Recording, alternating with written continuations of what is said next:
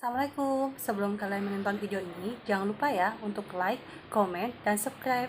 Terima kasih dan selamat menonton.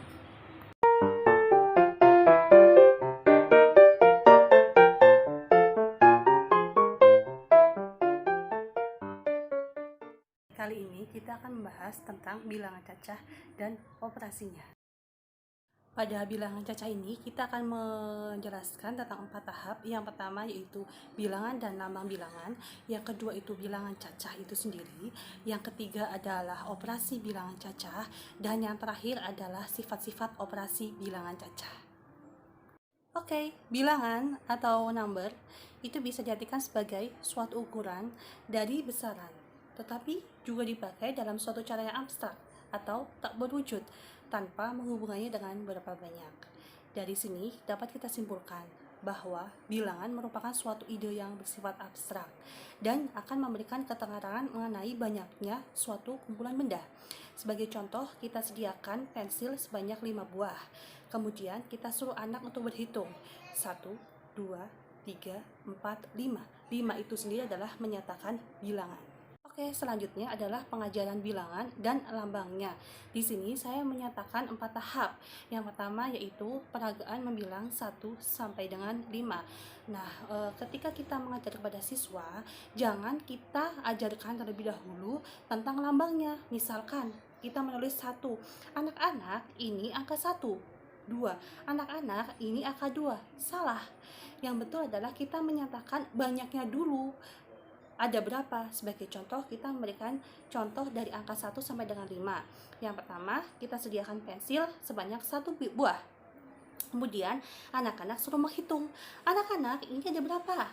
Ada 1, Bu Guru. Oke, selanjutnya kita menyediakan kelereng 2 buah. Anak-anak suruh menghitung. Anak-anak, ada berapa buah ini? 1, 2. Gitu kan. Oke, langkah selanjutnya yaitu peragaan membilang berdasarkan banyaknya benda dalam kumpulan. Ya, seperti itu tadi. Misalkan kita berikan contoh kelereng 2 buah, kemudian siswa suruh menghitung ada berapa banyak. 1, 2. Kita ajak siswa untuk berhitung juga. Kemudian menulis lambang bilangan. Nah, setelah siswa mengetahui jumlahnya, baru kita mengajarkan pada siswa, anak-anak, angka 1 seperti ini, angka 2 seperti ini, angka 3 seperti ini, dan sampai dengan 5. Setelah peragaan angka 1 sampai 5 paham, kemudian bolehlah kita ke langkah selanjutnya. Begitu. Jadi di sini harus diberikan catatan bahwa ketika kita mengajarkan bilangan kepada siswa, jangan ajarkan lambangnya dulu, tetapi kumpulan benda ada jumlahnya berapa dulu. Setelah siswa paham, kemudian kita berikan contoh, ini angka 1, ini angka 2, ini angka 3, begitu. Nah, ketika sudah kita ajarkan tentang lambang bilangannya, misalkan 0, 1, 2, baru kita menyebutkan ini nak 1, nama bilang adalah 1. Kemudian ini angka 2, namanya adalah 2, gitu. Dan seterusnya sampai 1 sampai 10. Sebelum kita ke bilangan cacah itu sendiri, kita mengenal bilangan, yaitu kardinal dan ordinal. Nah, yang pertama kita membahas tentang bilangan kardinal. Contohnya, misalkan di situ sudah saya sediakan, misalkan ada K, A, B, C, D. Anggota-anggota dari himpunan K itu adalah A, B, C, D. Serta anggota dari himpunan K ada berapa? Ada 4 kan?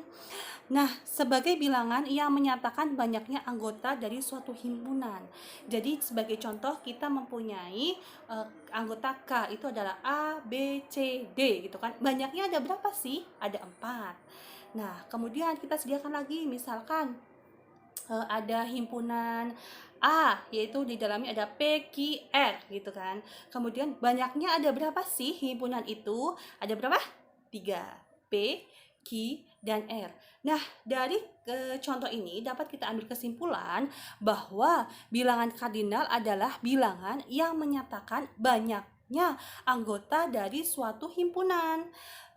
Bisa kita berikan contoh, misalkan kita sediakan saja kelereng 10 biji gitu kan. Kemudian ada berapa sih banyaknya kelereng di situ gitu kan. Kita hitung ternyata ada 10.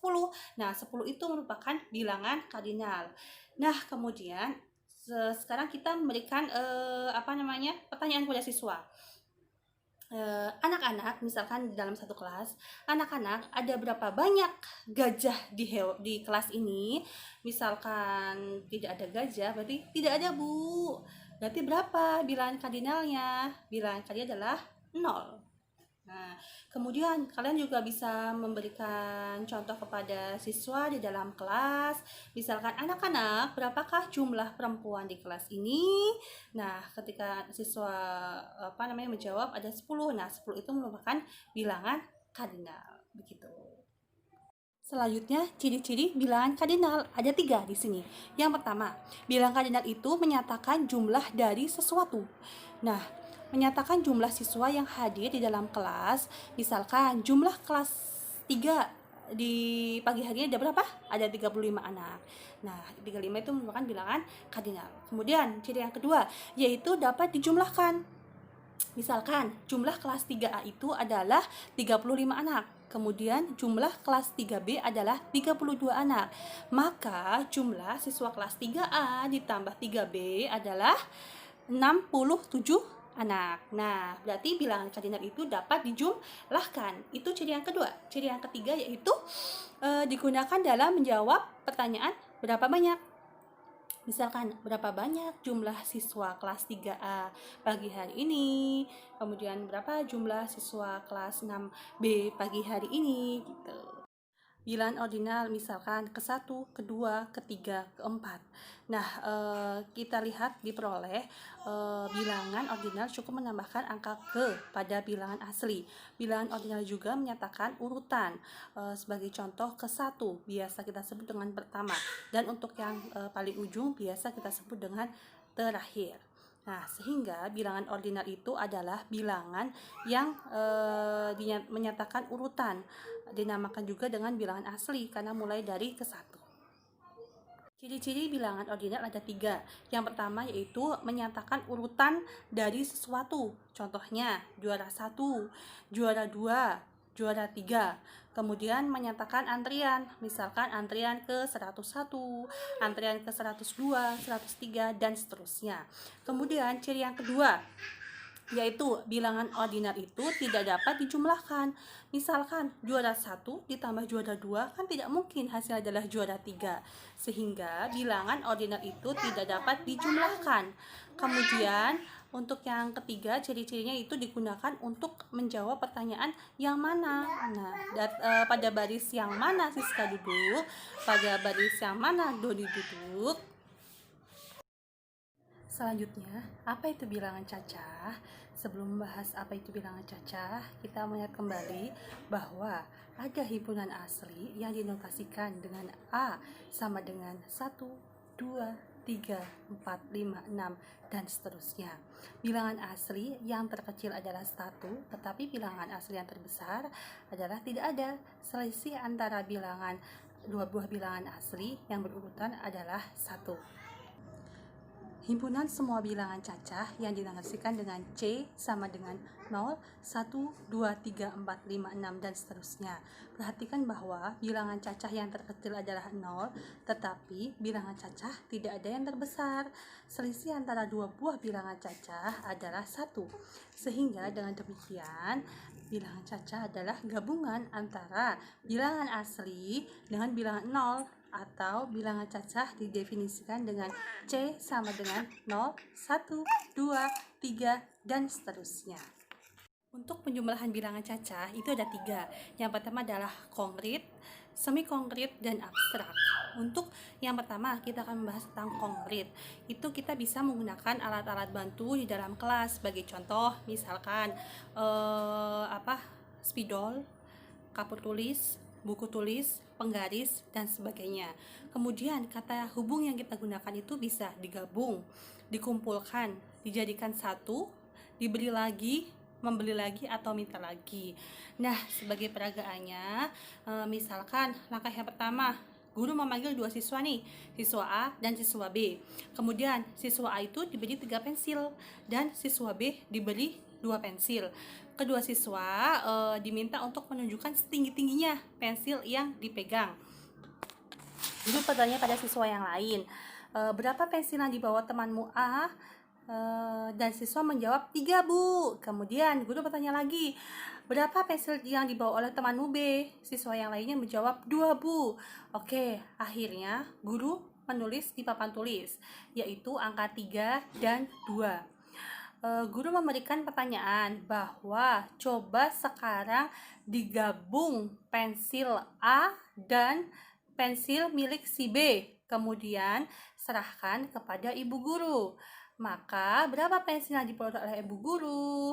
Tentunya siswa akan menjawab 5 Bu. Oke, kemudian selanjutnya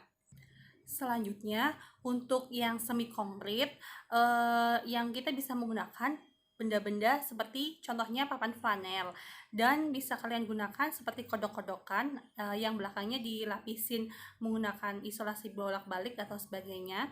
Kita sediakan 3 papan kain flanel.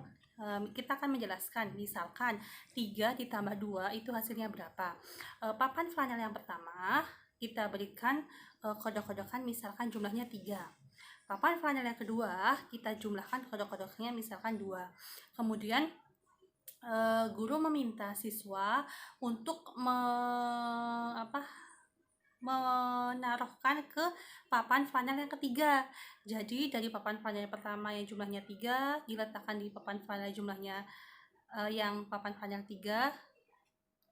Kemudian untuk yang papan flanel 2 letakkan di papan flanel ketiga. Ternyata jumlahnya adalah 5. Nah, cara-cara seperti itu disebut dengan cara yang semi konkret. Kemudian kalau untuk yang abstrak atau simbolik, cukup kita menjelaskan kepada siswa, misalkan 3 ditambah 2 cukup menggunakan jari 3, kemudian ditambahkan lagi 2, hasilnya adalah 5. Seperti itu. Pendekatan menerangkan penjumlahan itu ada 4.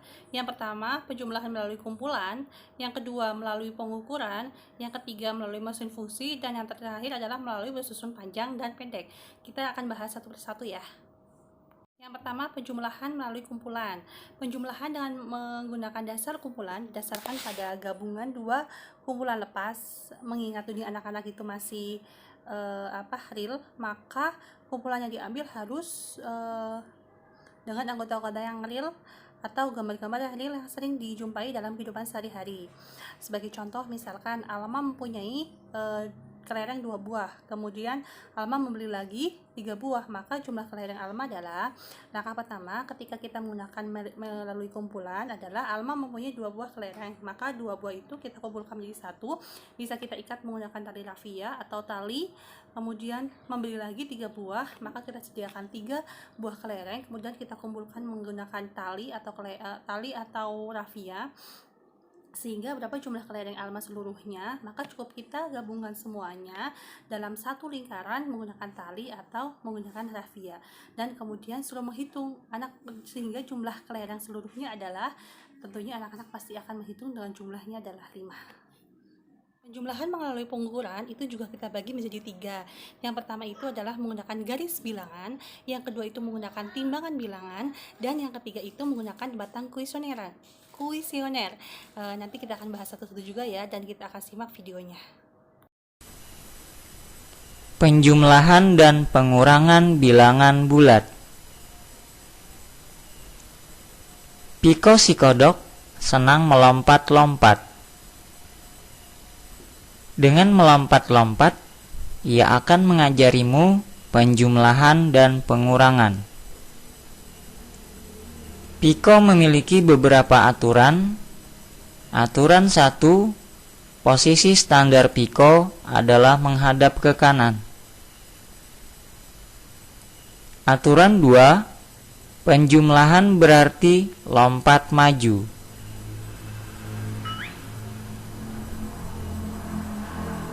Aturan 3, penjumlahan dengan bilangan negatif berarti berbalik lalu lompat maju.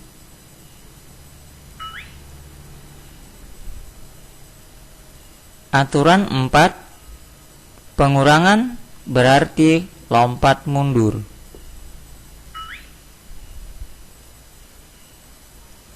Aturan 5. Pengurangan dengan bilangan negatif berarti berbalik lalu lompat mundur.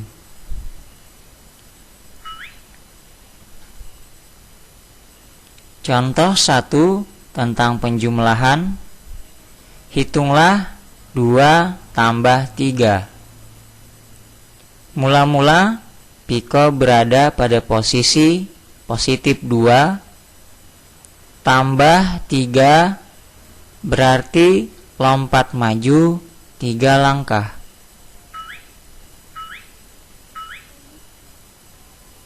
Hasilnya Piko berada pada posisi positif 5 berarti 2 tambah 3 sama dengan 5. Contoh 2 tentang penjumlahan. Hitunglah negatif 1 tambah 5. Mula-mula Piko berada pada posisi negatif 1 tambah 5 berarti lompat maju 5 langkah.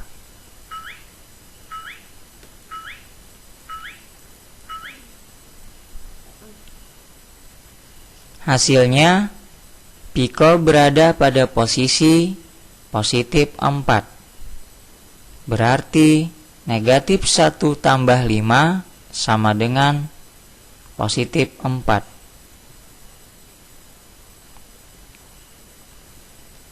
Contoh 3 tentang penjumlahan. Hitunglah negatif 7 tambah 6. Mula-mula Piko berada pada posisi negatif 7 tambah 6 berarti lompat maju 6 langkah.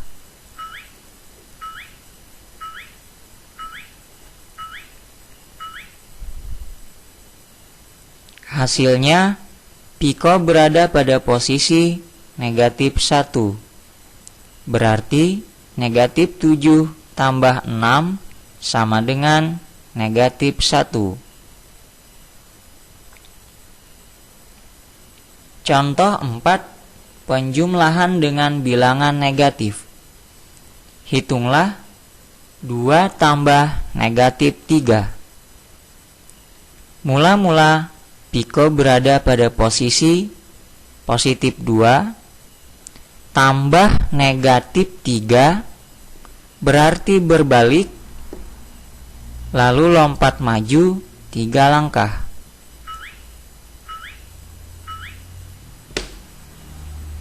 Hasilnya Piko berada pada posisi negatif 1 berarti 2 tambah negatif 3 sama dengan negatif 1. Contoh 5 penjumlahan dengan bilangan negatif. Hitunglah negatif 1 tambah negatif 6. Mula-mula Piko berada pada posisi negatif 1 tambah negatif 6 berarti berbalik lalu lompat maju 6 langkah.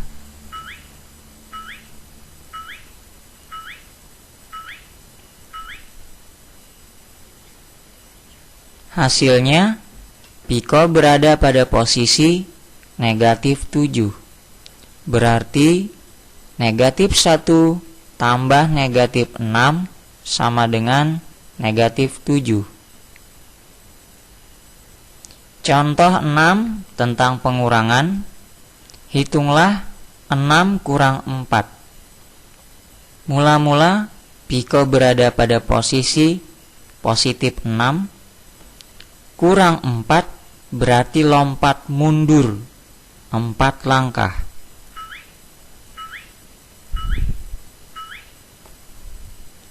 Hasilnya Piko berada pada posisi positif 2 berarti 6 kurang 4 sama dengan positif 2. Contoh 7 tentang pengurangan. Hitunglah 5 kurang 7. Mula-mula Piko berada pada posisi positif 5. Kurang 7 berarti Piko lompat mundur 7 langkah.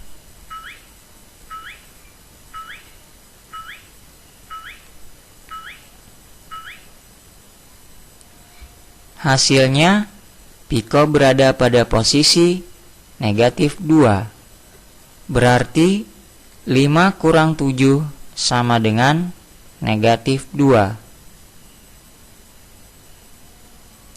Contoh 8 tentang pengurangan. Hitunglah negatif 2 kurang 4.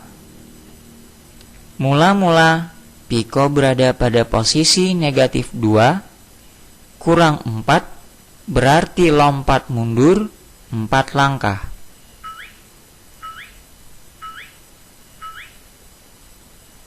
Hasilnya, Piko berada pada posisi negatif 6. Berarti negatif 2 kurang 4 sama dengan negatif 6. Contoh 9. Pengurangan dengan bilangan negatif. Hitunglah 1 kurang negatif 6. Mula-mula Piko berada pada posisi positif 1. Kurang negatif 6 berarti berbalik, lalu lompat mundur 6 langkah.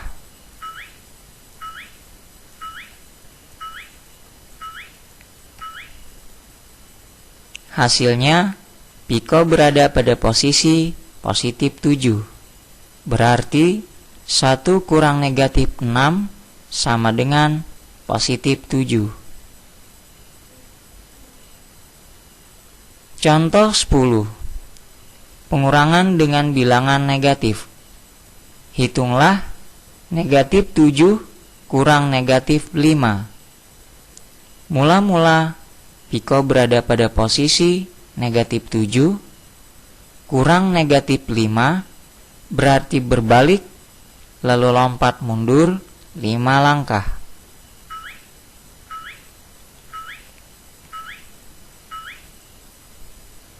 Hasilnya, Piko berada pada posisi negatif 2. Berarti negatif 7 kurang negatif 5 sama dengan negatif 2.